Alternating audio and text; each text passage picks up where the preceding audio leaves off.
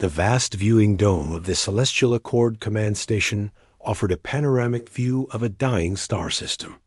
Triarch Kalin of the Avixi stood motionless, his feathered crest lying flat against his skull in a display of profound despair.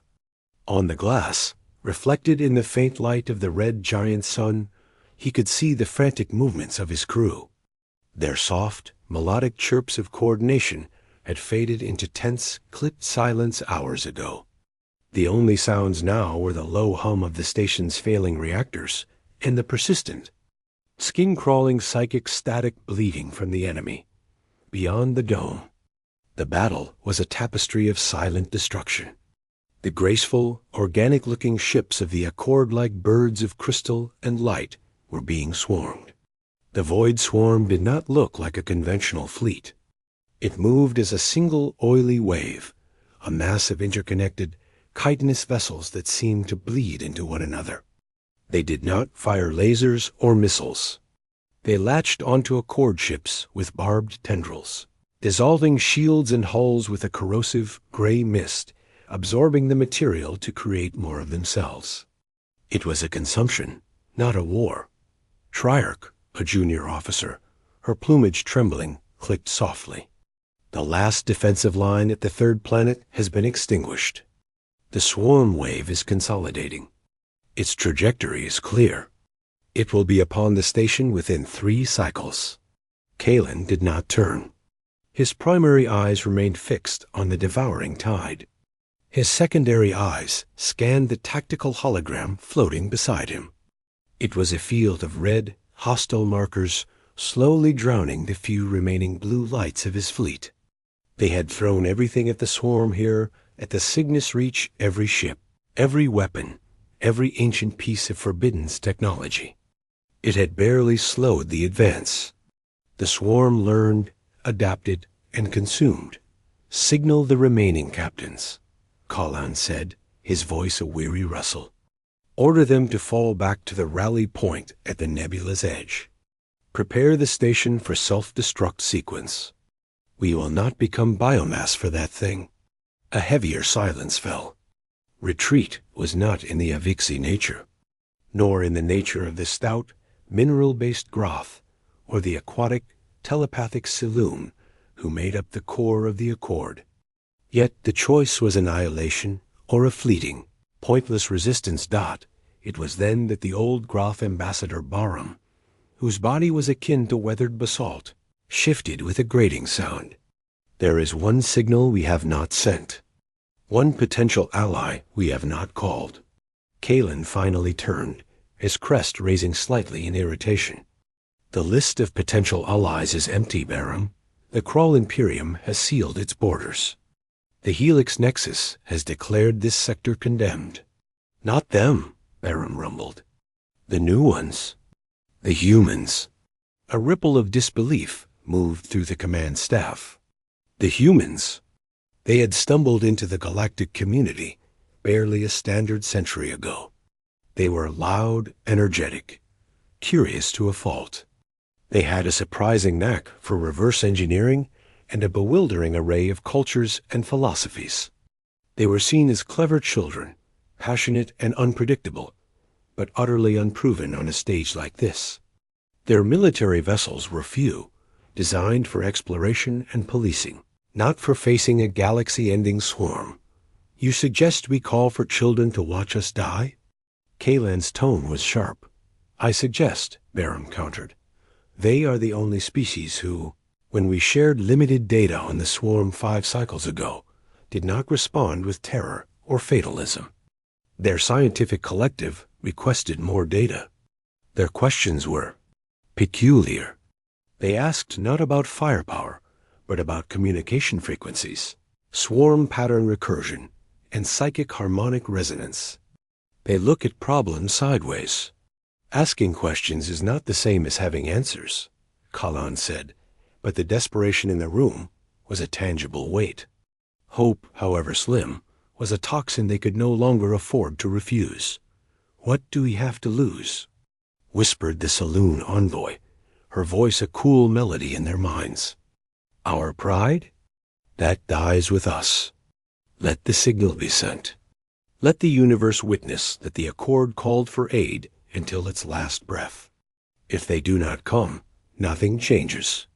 If they come and fall, they will be a brief distraction, and their sacrifice will be remembered. Kalen looked back at the hologram. The blue lights were winking out, one by one. He closed his primary eyes. Very well. Open a channel on the old emergency frequency they provided. Use the data packet they requested. Show them everything. And then we wait for the end. On the bridge of the Earth Confederacy, Super Dreadnought Eternal Dawn, the mood was not one of despair, but of intense, focused calm. The bridge was a wide, tiered space with soft, ambient lighting. The main viewing screen currently displayed a star chart, not a battle. It was quiet, but for the gentle beeps of systems and the low murmur of officers. Captain Lee Jun stood at the central command platform, his hands clasped behind his back.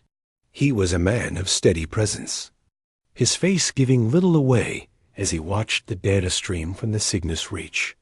The horrifying visuals of the swarm's advance played on a secondary monitor ship's dissolving, worlds darkening. His crew watched too, their faces grim but not terrified. Commander Park Soo-min approached from the communication station, a tablet in her hand. Her expression was one of scholarly concern mixed with deep unease. Captain, the full dataset from the Celestial Accord is verified. It's worse than our worst projections. The swarm's consumption rate has increased by 30%. The Accord's final defensive position will fall within 72 hours. June nodded slowly. And their request?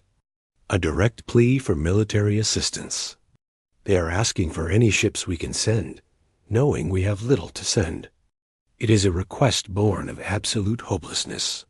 Soo-min paused. The language is formal, but the subtext is clear. They are saying goodbye. On the screen, the data packet included a final raw video message from Trier Kalen. The Avixi leader's feathers were dull, his eyes dim. To the people of Earth, we have held the line as long as flesh and spirit could endure. The darkness comes for us now. If you can hear this, remember us. And prepare. The message ended. The bridge was silent. June turned to face his senior staff. Dr. Kim? From the engineering station, Dr. Kim Tae-shik looked up. He was younger than the captain, with an eager light in his eyes that was not extinguished by the grim data. The resonance core is at 100% operational readiness, Captain. Simulations based on this new data are running, but initial results are promising. The theory holds. We can disrupt their network. Pilot Kong? June's gaze shifted at the flight control hub. Kong Hana sat straight, her fingers hovering over her console. Her squadron leaders' faces were tiled on a screen beside her. All stealth interceptor wings are prepped and loaded for silent running protocols, sir. The pilots are ready. They understand the mission profile is not direct engagement, but surgical intervention. June took a deep breath, looking at each of them in turn. This was the moment. The Eternal Dawn was not just a ship. It was a declaration, a statement of humanity's unique path. They had not pursued bigger guns or thicker armor. They had listened to the galaxy's problems and tried to think of a different solution.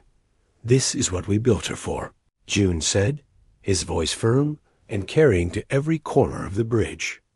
Not to fight the war they are fighting, but to change the nature of the war itself. The Accord sees only claws and teeth. We must show them a mirror. We must show the swarm a void deeper than its own. He stepped down to the main deck, approaching the great screen. He entered his command code. A soft chime echoed through the ship. All stations, this is the captain.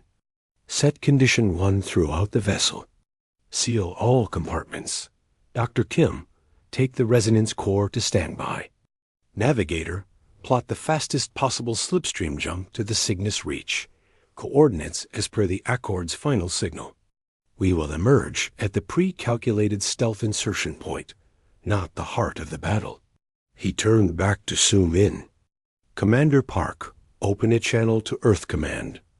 Send this text-only reply to the Celestial Accord. Do not use voice. Do not send our position or estimated arrival time. The message is, hold your line. The dawn is coming. Then enact a complete communications blackout. We go dark until we are in position. Zoom In's eyes widen slightly. Captain, no further coordination? No battle plan sharing? They will think we abandoned them. Morale will collapse. Their morale is already ashes, June said, not unkindly. And the swarm listens. It hears everything. It learns from every signal, every shouted order. Our only advantage is that it does not yet know to listen for silence. Execute the orders. As the Eternal Dawn's massive engines began to power up, a deep thrum vibrating through the deck, June returned to his platform. On the main screen, the star chart was replaced by the swirling, violent colors of the slipstream tunnel. They were leaving the known, the safe, and heading into the belly of the beast dot behind him. His crew worked with quiet efficiency. There were no heroic speeches, no shouts of defiance. There was only the work. In the silence of their departure, a new kind of weapon was. The bridge of the Celestial Accord Flagship, Song of the First Sun, was a tomb of noise.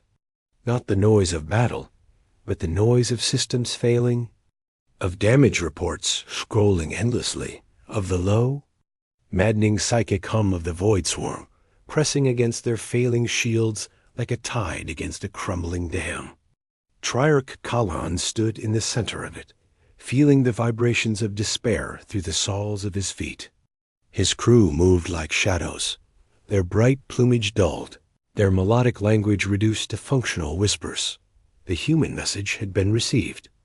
2 lines of text on the screen. Hold your line. The dawn is coming.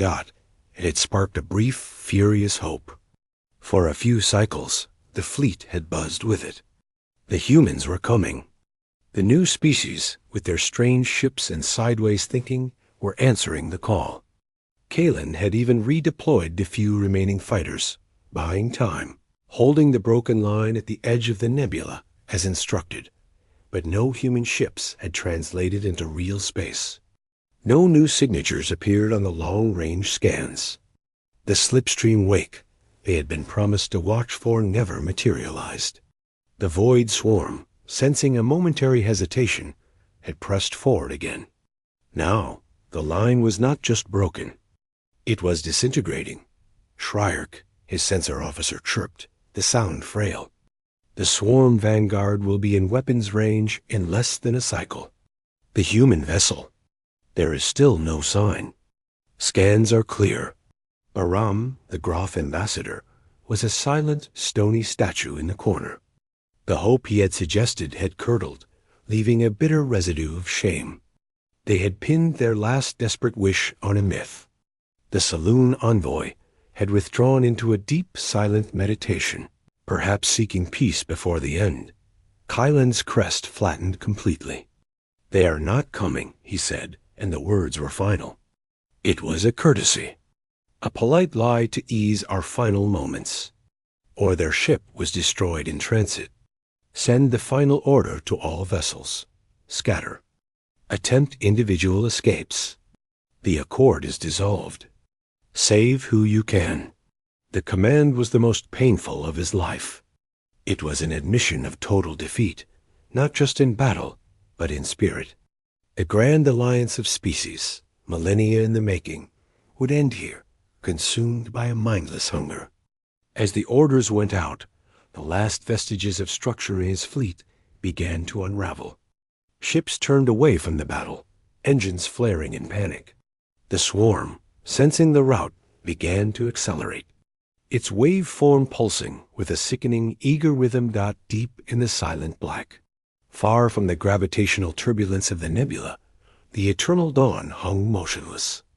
It was a dark silhouette against the distant glow of the galaxy's core, its sleek, matte black hull absorbing all sensor pings, emitting nothing. Inside, the mood was one of watchful, coiled tension. Captain Li Jun stared at the main tactical display. It was a live feed from passive sensors only, showing the chaotic dance of death at the Cygnus reach. They saw the Accord fleet's last shaky formation. They saw it begin to break apart. "They're scattering," Commander Park Soo-min said, her voice tight. She stood beside June, her arms crossed. "They think we lied. Their command structure is collapsing." "Expected," June replied, his eyes not leaving the screen. The fleeing ships were like embers blown from a dying fire. The swarm was the wind chasing them. Their hope had a timeline. Ours does not. Dr. Kim, status? From the engineering pit, Kim Tae-shik's voice came back, crackling with focused energy. "The resonance core is stable at 97%.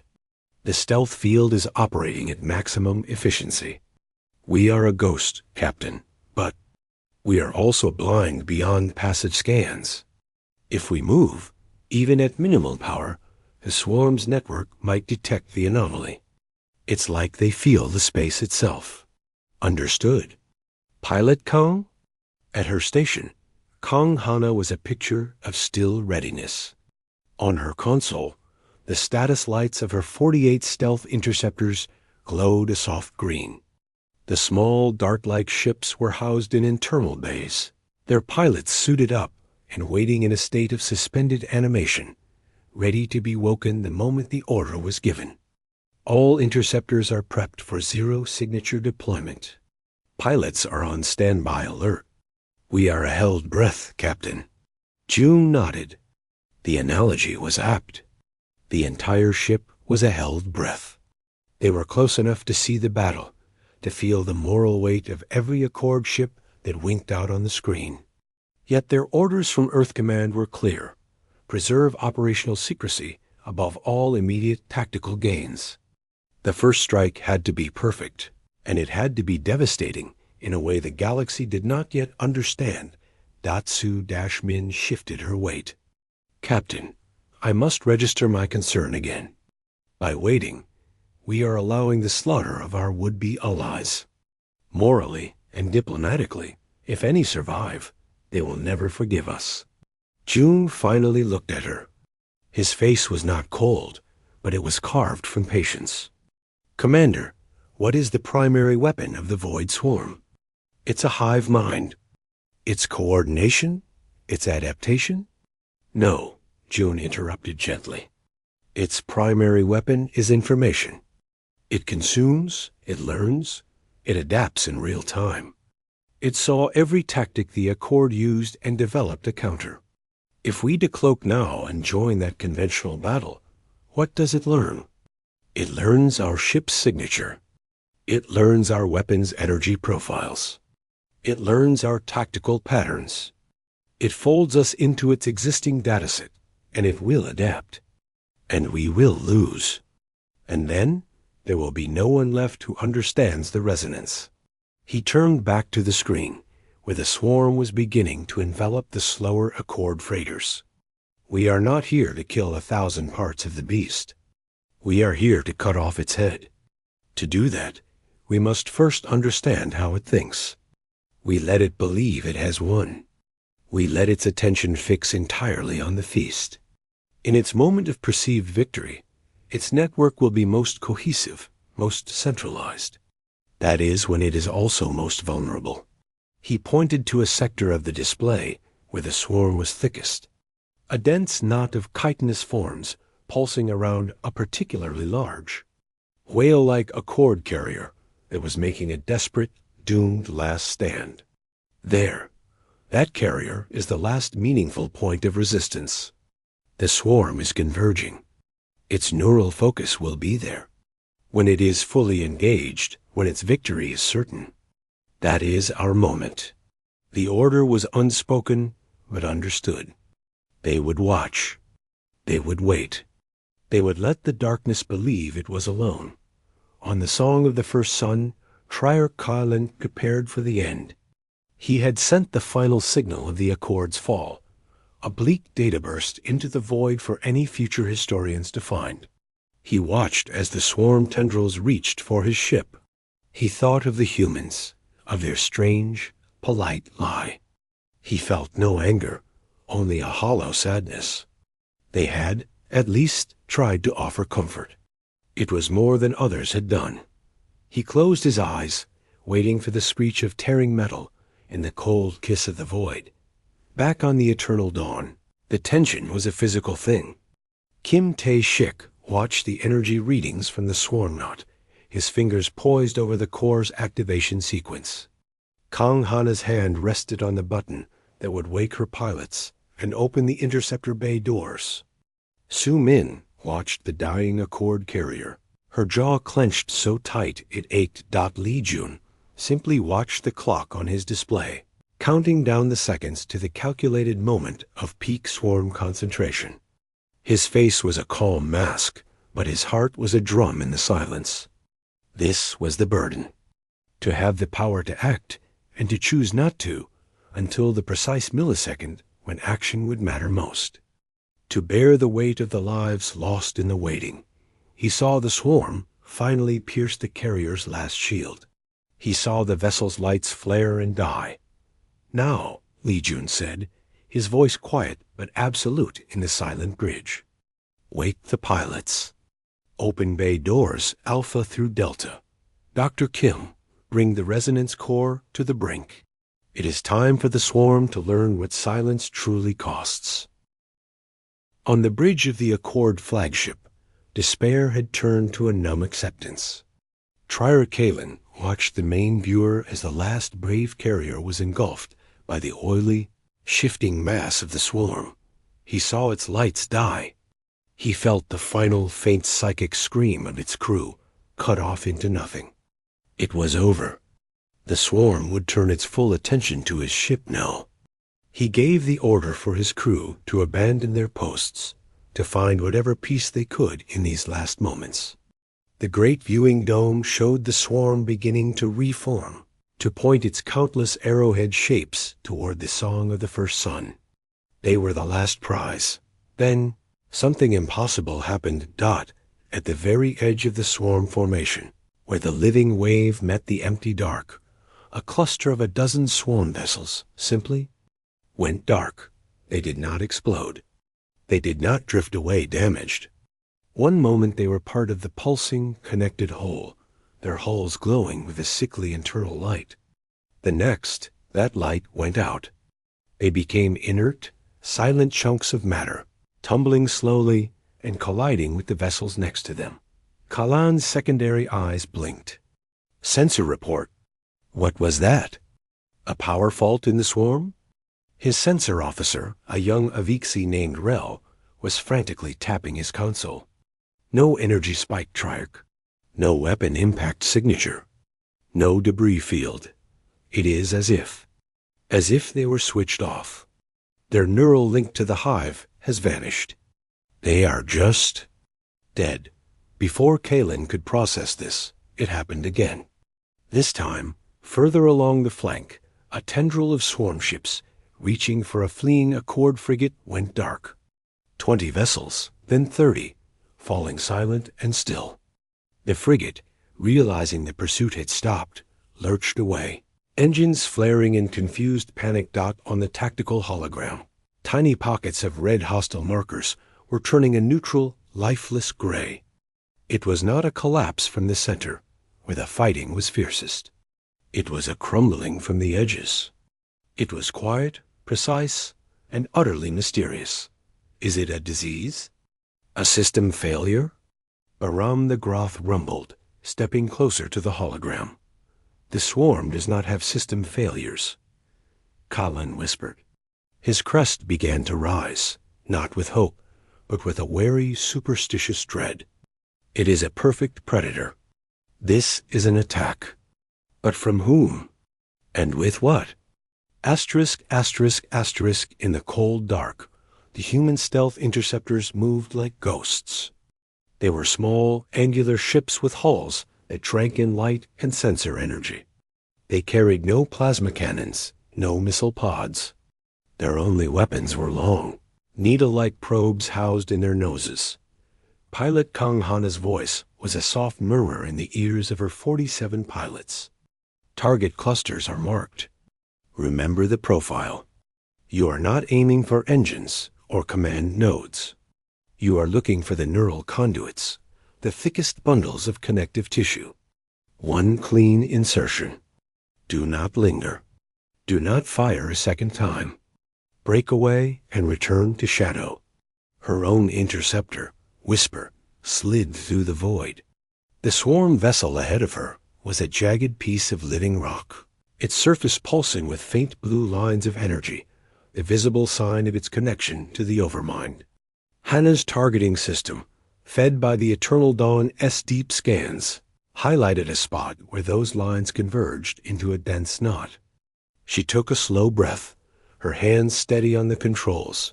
She did not charge. She did not approach with speed.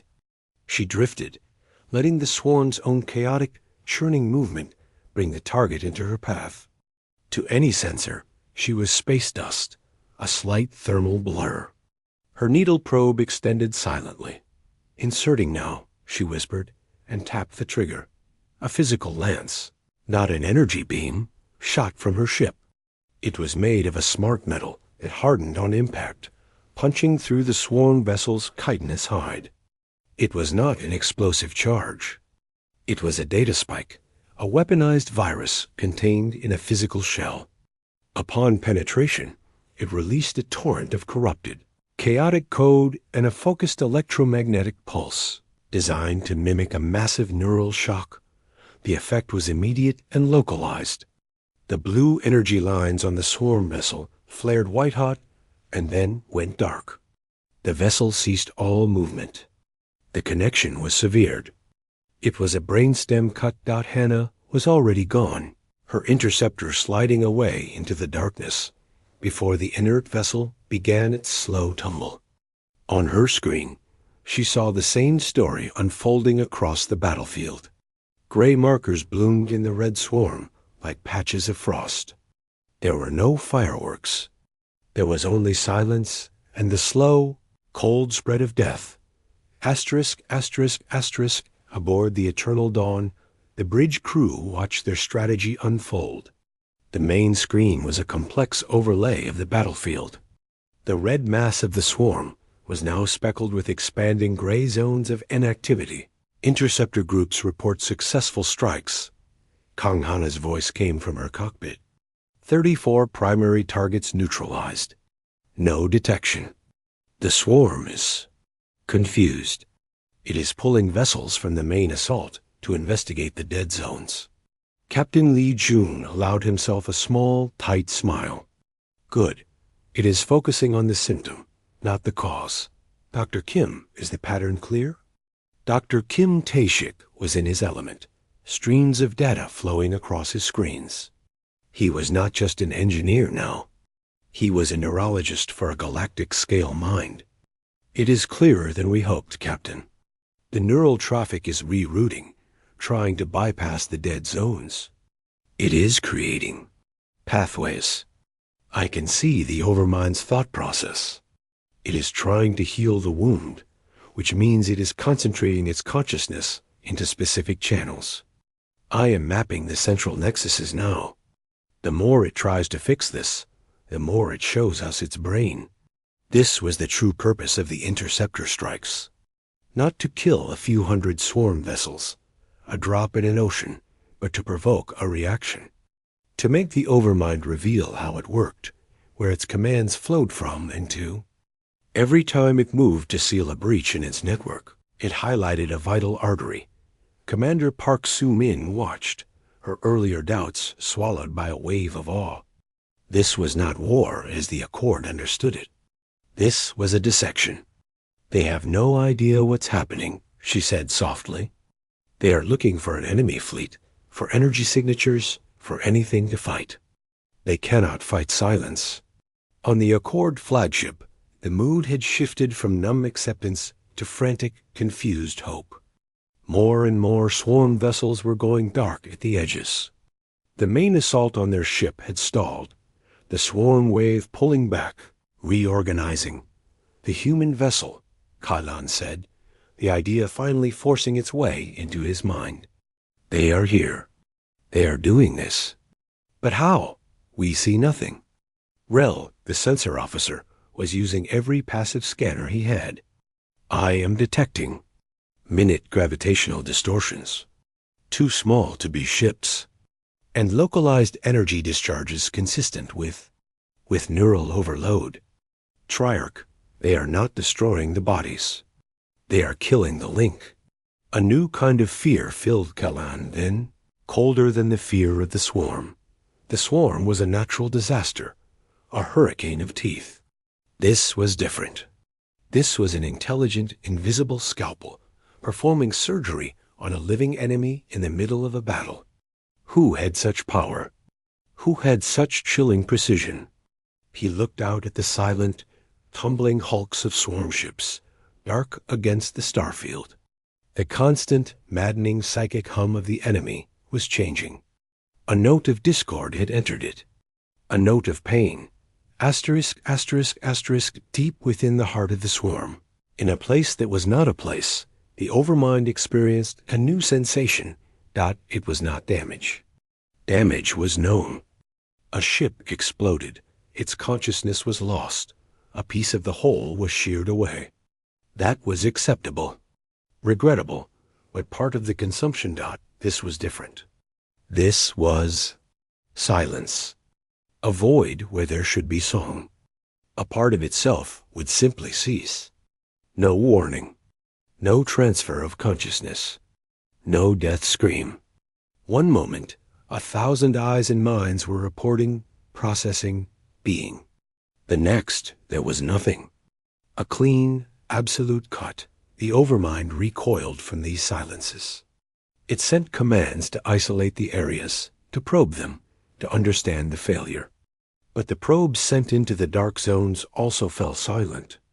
The void was spreading, not through force, but through a kind of contagion of nothingness. For the first time in its millennia of consumption, the overmind felt something alien. It felt not threat, but violation. Its perfect, interconnected self was being made. Separate. It was being made alone. And in its confusion and growing, formless rage, it did exactly what its unseen enemy wanted. It pulled its consciousness back from the edges, consolidating its awareness, gathering its thoughts into a tighter, more dense core to protect itself. It made itself a brighter, clearer target. On the bridge of the eternal dawn, Dr. Kim Tae-shik saw the map resolve. The swirling, chaotic mess of neural energy flowing through the swarm was now converging, flowing like rivers toward a central sea. He looked up at Captain June, his eyes wide. I have it, Captain. The central nexus. The heart of the noise. It is right where we predicted. It is waiting. Lee June stood up from his command chair. The time for shadows was over. Recall all interceptors. Prepare to drop the stealth field. Dr. Kim, stand by to activate the resonance core at full power. Target the central nexus. He turned to Su Min. Commander, open a channel to the Accord Flagship. Visual this time. Tell Triarch Kalen to watch the silence. The Accord Flagship's bridge was frozen in a tableau of shock.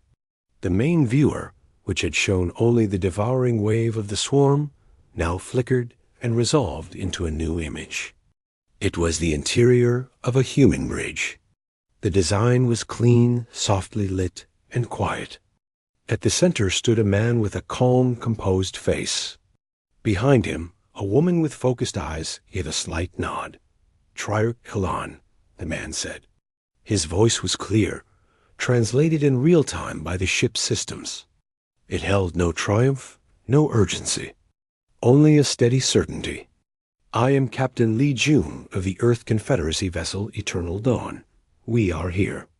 Hold your position.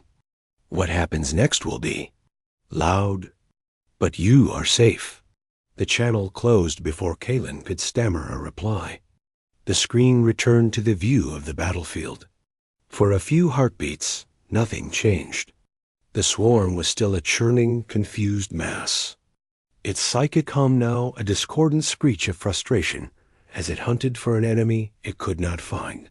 Then, space itself seemed to tear open. It was not a violent rift. There was no explosive energy discharge. At a point in the void, far from the scattered Accord fleet and right at the edge of the densest knot of swarm vessels, the stars shimmered and stretched. From that distortion, the eternal dawn slid into reality. It did not announce itself with roaring engines or blazing lights. One moment there was nothing. The next, it simply was. Colin's breath caught. He had seen super dreadnoughts before. The Groth world ships were larger, mountains of rock and metal. But this was different. The eternal dawn was sleek, its lines long and purposeful like a blade fresh from the forge. Its matte black hull made it a cutout shape against the stars, absorbing light. It looked less like a warship and more like a tool. A scalpel, now revealed. The swarm reacted instantly. The confused, scattered tendrils of its form snapped toward the new presence with a single unified purpose. Here, at last, was a target. A physical ship. The psychic hum focused into a scream of predatory intent. Thousands of chitinous vessels turned, their organic weapon ports glowing with gathered bioplasma. The great wave that had been about to consume the Accord now reformed, a towering wall of claws and teeth, and hurled itself at the solitary human ship. On the eternal dawn, alarms did not sound. Lights did not flash red. The bridge remained in that same state of intense calm. Swarm is redirecting 90% of its mass toward us, Commander Park Soo-min reported, her voice level. They are committing everything. The central nexus is fully exposed, directly ahead. Perfect, Captain Lee Jun said softly. He turned his head slightly. Dr. Kim, it is time. Let them hear the silence. In the engineering heart of the ship, Dr. Kim Tae-shik's hands flew over his console. This was the moment. All their theories, all their years of secret research came down to this. The resonance core was not a weapon of destruction. It was a weapon of communication. Or rather, of anti-communication.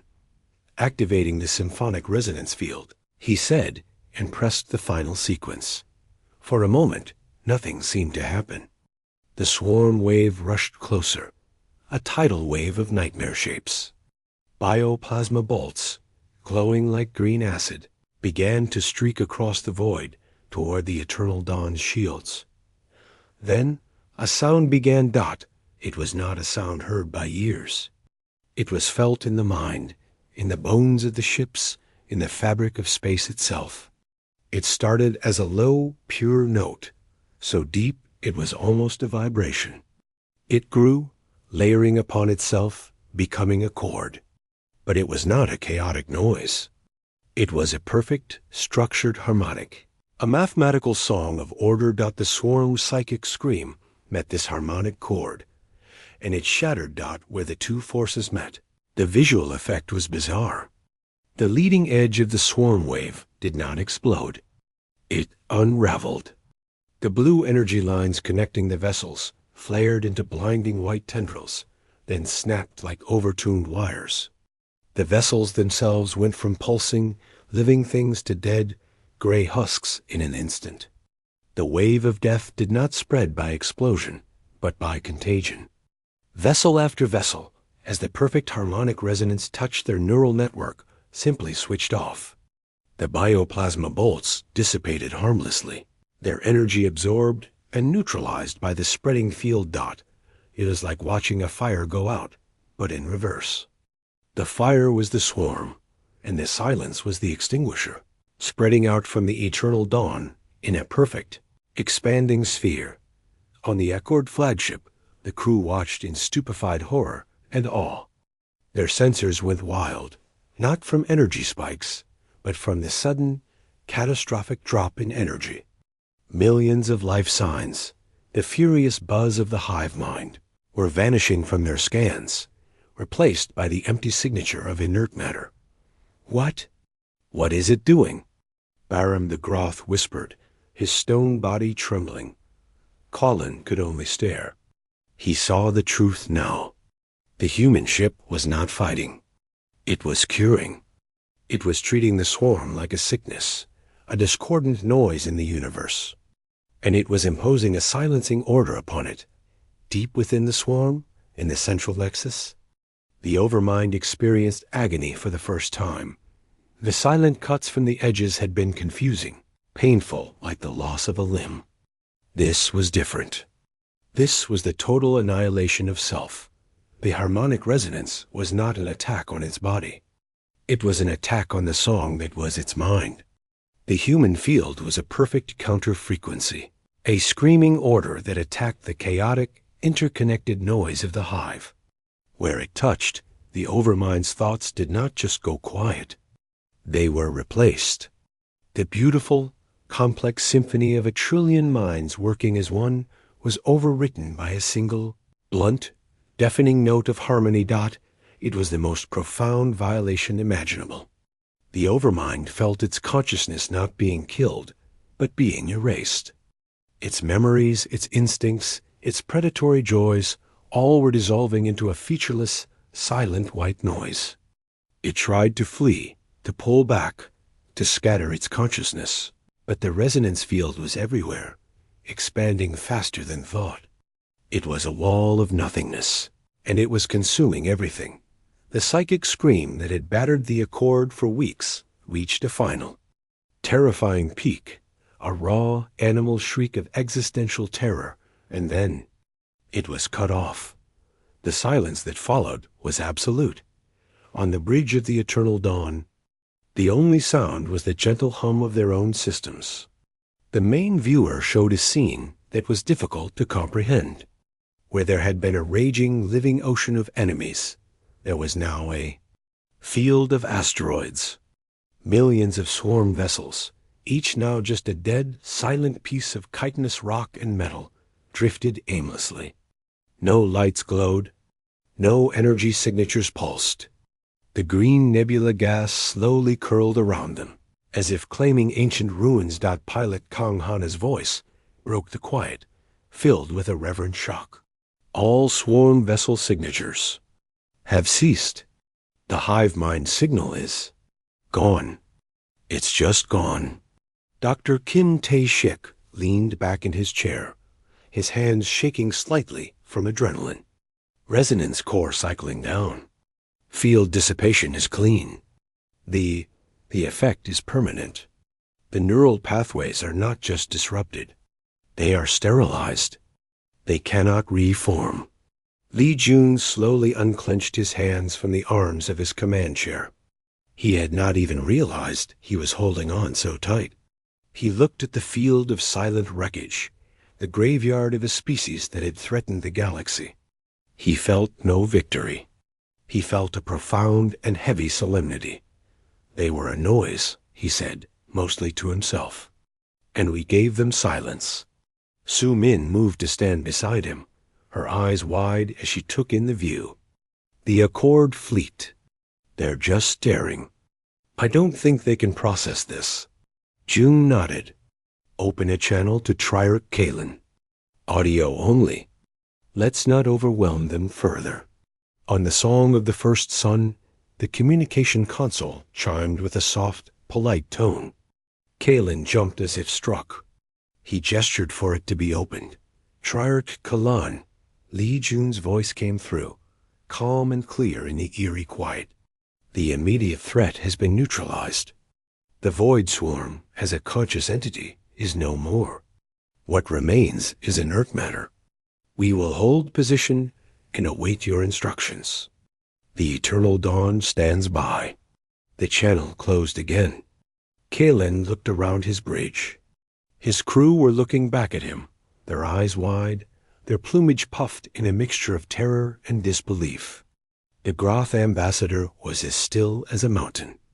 The saloon envoy had come out of her meditation, her fluid body shimmering with a sensation she had no name for. He walked slowly to the viewing dome and placed a 3-fingered hand against the cool glass. He looked at the dark, silent human ship, hanging peacefully amid a sea of its own incomprehensible destruction. He looked at the dead swarm, a terrifying force that had been ended not with a bang, but with a whisper. A deep, trembling shiver went through his body. It was not fear of the humans. It was fear of the scale. They had not won a battle. They had ended a concept. And they had done it without firing a single shot he recognized. The silence across the stars was in. The silence was a physical presence. It pressed on the hull of the Song of the First Sun, heavier than the void itself. On the bridge, no one spoke. They stared at the field of dead swarm vessels, a billion tombstones floating in the nebula's glow. They stared at the sleek, dark human ship that had, in a few moments, done the impossible. The constant, maddening psychic pressure that had been their reality for months was gone, leaving a hollow ringing in their minds. Friar Kalen was the first to move. He straightened his robes, a gesture of habit, of grasping for dignity. "Open a docking channel with the human vessel," he said, his voice rough. "Request permission for a diplomatic party to board, and ask them what they require." The reply was swift and simple. "Permission granted. A shuttle will be sent for you. We require nothing." Asterisk, asterisk, asterisk. The human shuttle was a small, functional craft, as quiet and unadorned as their warship. It brought Kalen, Bahram the Groth, and the Saloon envoy, named Liana, across the short stretch of space. They docked with a soft magnetic clunk. The airlock opened, revealing a clean, white corridor. The air smelled faintly of ozone and something else, something like green tea and metal not Captain. Lee Jun and Commander Park Soo-min were waiting for them. Jun gave a small, formal bow. Soo-min offered a translation device, a simple band that rested around the neck. "It will translate for you in real time. Welcome aboard the Eternal Dawn." The tour was brief and deliberate. They were shown not weapon bays or trophy halls, but the quiet bridge, the peaceful crew quarters, the vast hydroponics gardens that fed the crew. They saw the resonance core chamber last. It was a large spherical room at the ship's heart. In the center, suspended in a field of soft blue light, was a complex crystal lattice, humming with a low, pure tone. Dr. Kim Tae-shik stood beside it, a young man with tired but bright eyes. "This is it," Kim said simply. "It doesn't destroy. It harmonizes. It finds the fundamental frequency of a chaotic, psychic network and introduces its opposite. It creates perfect, canceling silence." Barron rumbled, his stone face unreadable. "You turned off their minds." "We gave them peace," June corrected gently. "They were a noise that sought to silence all other songs. We showed them what true silence is." They were led to a simple observation lounge. The wide window looked out onto the graveyard of the swarm. It was a sobering view. Soo-min served a mild, warm beverage in plain cups. Kylan finally found his voice. "We, the Accord, we owe you our continued existence. Our species, our cultures. We do not have the words for this debt." "There is no debt," June said, sitting across from them. "You called. We answered. That is what neighbors do." "Neighbors," Liana the Saloon echoed, her mental voice a soft chime through the translator. "We saw you as children. We were wrong. We apologize." "Your view was not wrong," Soo-min said. "We are young. And because we are young, we looked at your problem with new eyes. You saw a war to be fought. We saw a system to be corrected." Callan's secondary eyes blinked rapidly. "But the power you wield, it is terrifying. You did not defeat them. You erased them. What is to stop you from doing this to any who oppose you? June took a slow sip from his cup. He looked tired, Kylan realized. Not from the battle, but from carrying this knowledge. This power has one purpose: to end a threat like the swarm. A threat that exists only to consume, that cannot reason, that is pure, destructive noise. It is useless against the thinking, individual mind. It would be like trying to silence a single unique voice in a quiet room, pointless and cruel. Our own laws, our own ethics, are what stop us. The same ethics that made us come here, despite knowing you doubted us. He gestured out the window. Look at it. That is not a monument to our victory. It is a monument to a failure of understanding. The swarm failed to understand that the universe is not just for taking. You, with respect, failed to understand that not all new voices are weak. And we must now understand the weight of what we can do. We do not wish for this silence to be our legacy. We wish our legacy to be the peace that comes after it. The honesty in the room was stark. It was not the boasting of victors, but the solemn conference of those who had witnessed something foundational change. What happens now? Baram asked. Now, Commander Suman said, we go home. The Eternal Dawn will return to its patrol routes. The technology you have seen will remain with us, a secret we hope to never use again. We will share the data on the swarm's remains with you for your scientists to study. Perhaps you can learn from its biology to ensure nothing like it ever rises again. And the accord? Kalen asked. That is for you to decide, June said. But if you will have us, we would like to join. Not as leaders or protectors, but as members. As neighbors who can, sometimes, offer a different kind of help. The meeting ended. The Accord delegation returned to their shuttle in a daze. As they flew back to their own ship, Kylan looked at the Eternal Dawn, growing smaller in the viewport. It did not look like a weapon of terror. It looked like a promise and a warning, all in one. Asterisk, asterisk, asterisk, days later, the repairs to the Accord fleet were underway. Tugs moved the dead swarm vessels into a stable cluster, a designated tomb. The human ship had assisted with quiet efficiency, using precise tractor beams. On the final day, Captain Lee Jun and pilot Kang Hana visited the Song of the First Sun one last time. It was an informal farewell. Hana, off-duty, talked with Avicii pilots about flight patterns, sharing laughs over translation hiccups. June stood with Kalen on the viewing dome. The silence is still strange, Kylan admitted. I think I may miss the noise of the stars, now that I know what true quiet is. June nodded. You will hear them again. The good noise. The noise of construction, of music, of debate. That is the noise we fought for. As they prepared to leave, Kalan offered a traditional Avicii parting gift, a small, polished feather from his own crest, a sign of highest honor and bond. June accepted it gravely. In return, Sumin offered a data crystal. The full, unedited record of our engagement, she said. For your historians, so they may know the truth of what happened here. Not a legend of a great battle, but a report of a necessary silence. The Eternal Dawn departed as quietly as it had arrived. One moment it was there, a dark silhouette against the nebula. The next, space shimmered, and it was gone.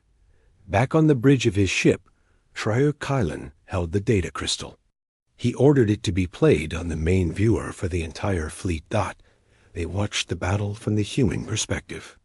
They saw their own desperate, final stand. They saw the human ship, a silent ghost, watching and waiting with inhuman patience. They saw the stealth attacks, the careful provocation. They saw the final, breathtaking revelation of the resonance and the swift, peaceful end of the swarm. There was no triumphant music on the recording. Only the calm voices of the human crew, the hum of their systems, and then that profound, universal quiet. When it ended, Colin turned to his crew. "Remember this," he said, his voice carrying to every corner of the ship. "Remember not just their power, but their restraint. Remember their patience. They did not come to save us. They came to save the silence that lets all voices be heard, including ours." He looked out at the stars, feeling the quiet hum of his own ship, the murmur of his crew, the distant echoes of rebuilding. The human ship was gone, but their lesson remained. The silence across the stars was no longer frightening. It was a space, clean and new, ready to be filled with the sounds of a future they had all been given back. And in that silence, the idea of humanity would forever echo, not as a shout of conquest, but as the quiet, unwavering note of a dawn they never thought they would see.